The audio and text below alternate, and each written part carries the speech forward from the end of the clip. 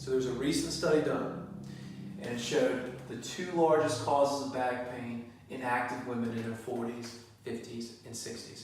And surprisingly enough, these two things they found was stress and sitting over 6 hours. So with stress, what they found was when someone is stressed from their work life or their home life, what it does is it doesn't cause the actual injury of the back to become worse, but you perceive the pain to be worse. With more and more stress and anxiety, your nervous system becomes more sensitive and the pain levels go up. So whenever you're in the gym, whenever you're doing yoga, whenever you're going for long walks, it's harder and harder for you to tolerate it. So you may be asking, what do you do about it? So one of the things that's been shown to help significantly with stress and therefore back pain is a walking program. So you can really go into a lot of detail with that, but the basics is this. Just go ahead and do a little distance. You can walk for as little as 3 or 4 minutes. And if that's too much for your back, heck, you could do 1 or 2 minutes. But really, you just walk far enough until you feel a little minimal increase of pain, and you stop. And each day, you try to go a little bit further, try to increase the time.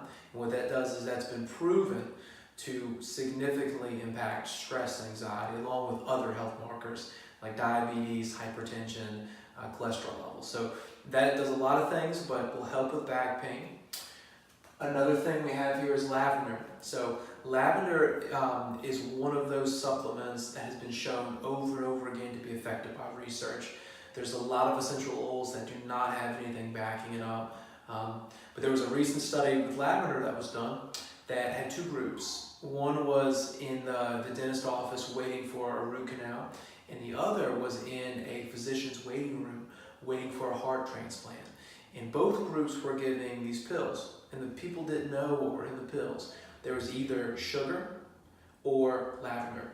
And all of the folks that had the lavender showed significantly lower rates of anxiety and stress. And again, that will impact the back pain itself.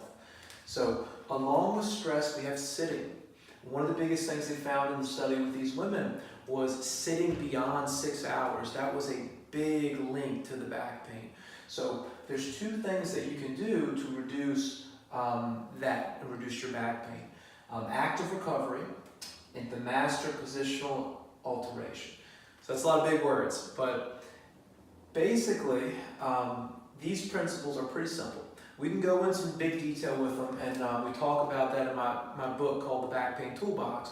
But for this video, let's just go over the basics. So active recovery principle, that's just about building up your movement.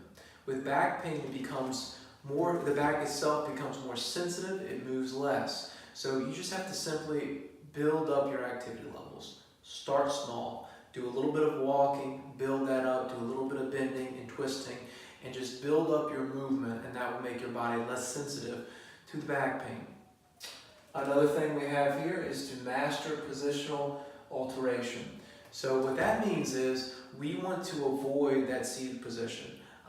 Being bent over is a big stress to the back, and basically what that means is if you're sitting, stand. If you're standing, sit. So just look at where you're at while you're at work, while you're at home, and try to get out of that position frequently throughout the day, and that's going to take off the stress to the back.